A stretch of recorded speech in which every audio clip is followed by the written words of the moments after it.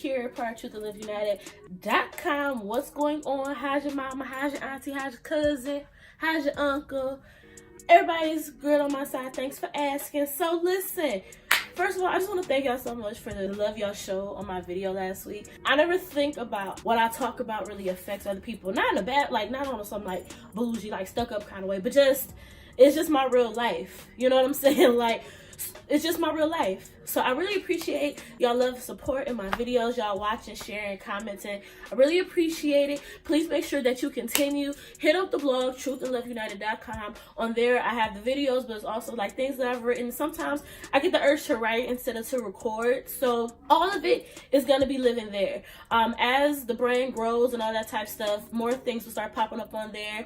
I'm working on some things. I'm doing some things. So we'll see. But in the vein kind of what we talked about last week, well, in a broader perspective, I just want to talk a little bit about Christianity as a whole. If you don't know how you wouldn't know, but at this point, yeah, I am a Christian. I have been a active, like, intentional on purpose, like really trying to get this together for a decade now. Like going to church and really trying to figure out what I'm doing with me and God. A little bit about myself. I was not raised in church. My parents are divorced, and my father, you know, once your parents are divorced and, you know, they start doing the visitation, all that type of stuff. So my mom did not go to church. My mother and my grandmother on my mother's side weren't really big on church. My great-grandmother was, but like by the time I came along, she was older, so she wasn't, you know, really moving around as much as she used to. On my father's side, though, my father, once he got himself together, he started going to church, and my grandmother, she went to church like when I was little. Me and my 4 cousins. Hey cousins. I have it's like a group of it's 4 cousins that we are around the same age, that we at one point were like really close. We grew up kind of like together. We would spend the night at our grandma's house. She would let us stay up dumb late, and then we would have to go to church in the morning, and you better not fall asleep. I feel like that's everyone has that testimony. Like if you grew up in a church, if you grew up in a family where y'all went to church, you better not go to sleep in church. Like you'll get in trouble. But anyway, so yeah, like once the visitation came, we would go to church, you know, every other weekend with my dad. But I wasn't really like attached to that church. You know what I'm saying? Like I knew the people, but it wasn't, you know what I'm trying to say. With all that being said, I say that when I was 19 turning 20 and I started really going to church on my own, and I really started to figure out. Now, I mean, let's be clear. My journey in church started off some trash, if I'm just gonna be honest. It started with a guy. It was a guy that, so I was on and getting off again with a certain person back in the day, around this time of my life. On again, off again, on again, off again. Like we was crazy. But it was this other guy. I was trying to see what was up, you know, my intentions were not good, if we're gonna be honest. I have the Eminem and 8 Mile fact of life, where if I tell you all my Carfax, you can't hold my Carfax against me type of thing. So yeah, my intentions weren't the best in the beginning. At the time, like I said, I was trying to see what was up with him. All he wanted to talk about was church and Jesus. That's all he wanted to talk about. So I'm like, yo, I need to find a church so I can have something to talk to him about, so I can get past this Jesus part, so we can, you know, get to what I'm trying to get to. Just being honest. My best friend, y'all have met my best friend, she was like, yo, I think it's this church you might like. We should try to see about it. So we went to this church, and 10 years later, here we are, still attending this church. But I will say that I appreciate finding the church when I did, with that particular church, because I know up before that, I was kind of on the fence about how I felt about God and how I felt about just all of it in general. Because, I mean, as much as I love the people that I know, before the church that I actually joined and I currently still go to, before, like, the church people that I knew, they kind of,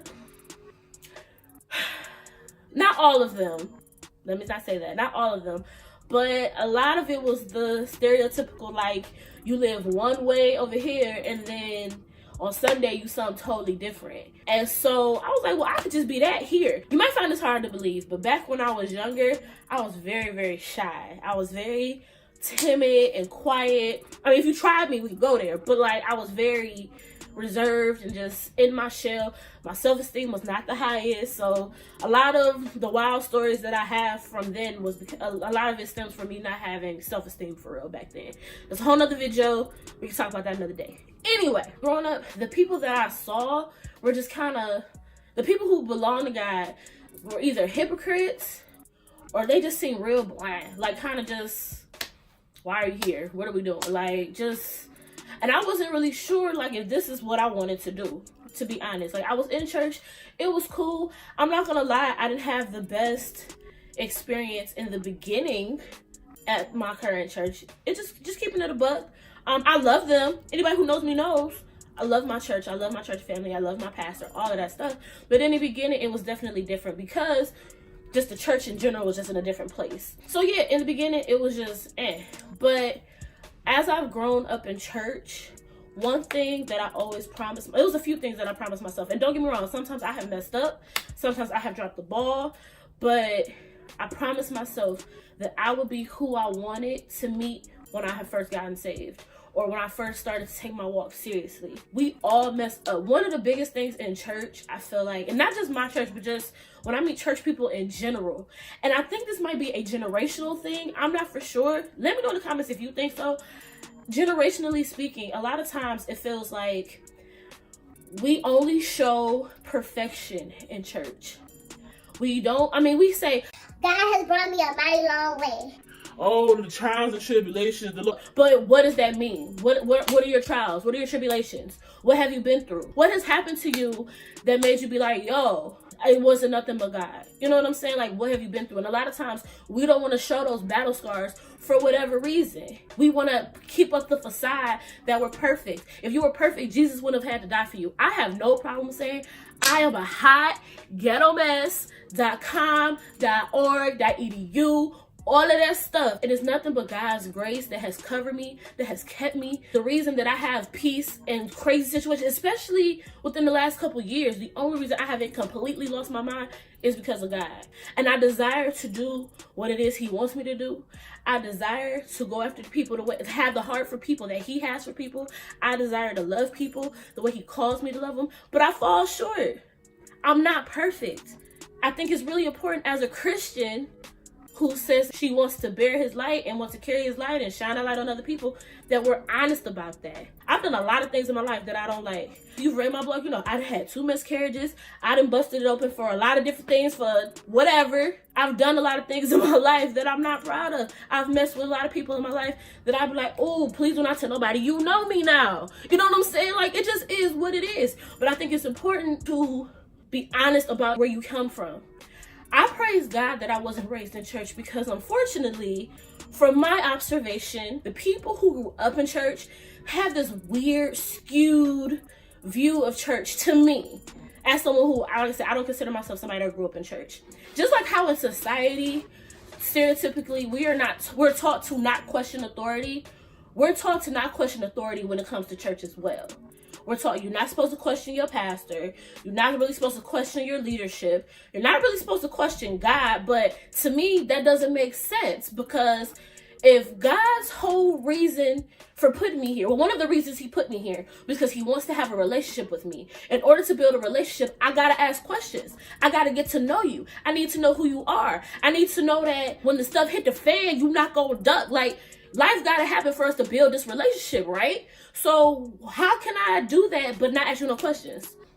I don't understand. And the way you ask questions is very important. I have had to learn how to taper my tone. I've had to learn how to word my questions properly. But I don't come from the school of you just blindly follow the pastor or you just blindly follow the leaders. No, I got questions.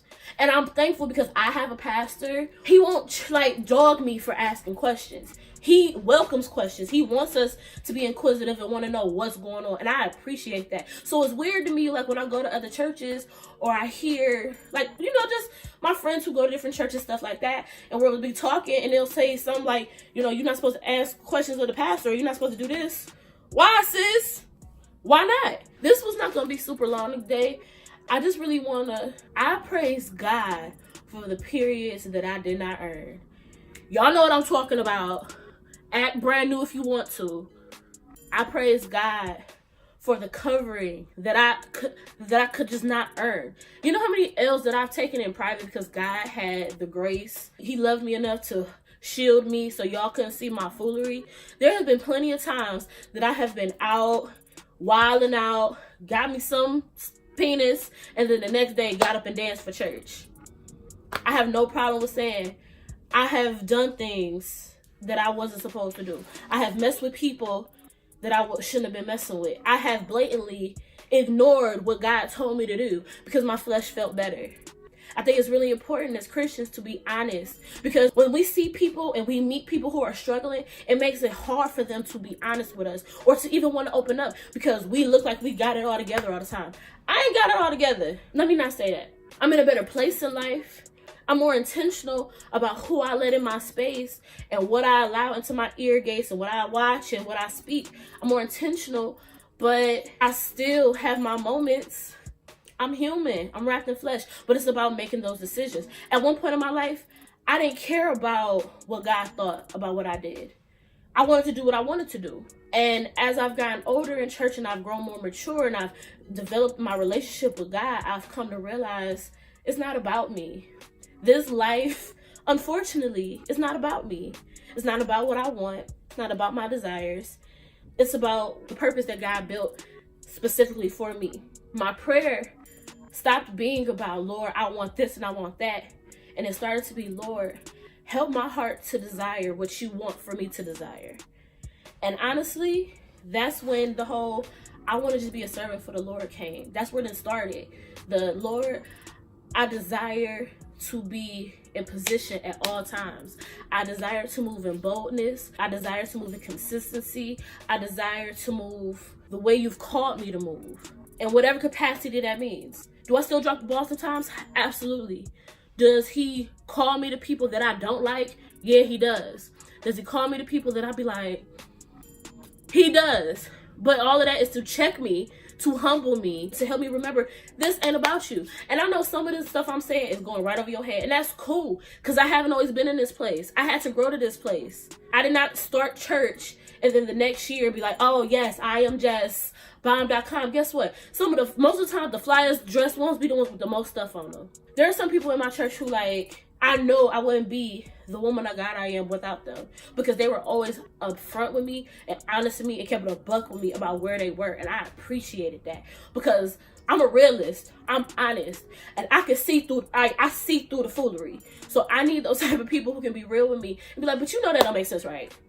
You know that ain't right? Like, those are the people I need. So I thank God for the people in my church who he's blessed, like, over the years to come into contact with me, to help me to see, like, no, you're not crazy. No, you're not tripping. Some of this ain't real. Some of this is just religion. So all of this ain't relationship. All of this ain't what I called you to do. Some of this is just formality. That's a whole nother video, though. We won't go there today. I say all that to say, if you are a Christian, show your battle scars. Be real about what God has brought you through. Don't be afraid to speak about your past. And don't allow people to continue to call you by your past. Like I said, I've done a lot. If we want to have those conversations, we can. I've lied, I've stolen, I've cheated people, all types of things. But at the end of the day, I believe I had to do those things. Not I had to, but I did those things. But now looking back, it helped me to create more empathy for others, for where they come from, for where they at. It helped me not be as judgmental. When I look back and see all the things that God brought me through, the only difference between me and a lot of other people is I just didn't get caught. Before you start to judge that person, let's just pause. Let's just think about where they are. If they claim to be a Christian and they still wilding out, let's help them get to that next place. Because let's not act like you ain't been there, sis. Don't be acting brand new, bruh. You know what it is. Thank you for watching this video. Make sure that you are commenting, and subscribing, sharing this with everybody that you know. Please make sure you're visiting the website, truthandloveunited.com. If you have any questions, want to hear me talk about something, any of that good stuff, make sure you email me here at Kira@truthandloveunited.com. And you already know, as long as you're running your race at God's pace, you're exactly where you're supposed to be. Bye, y'all.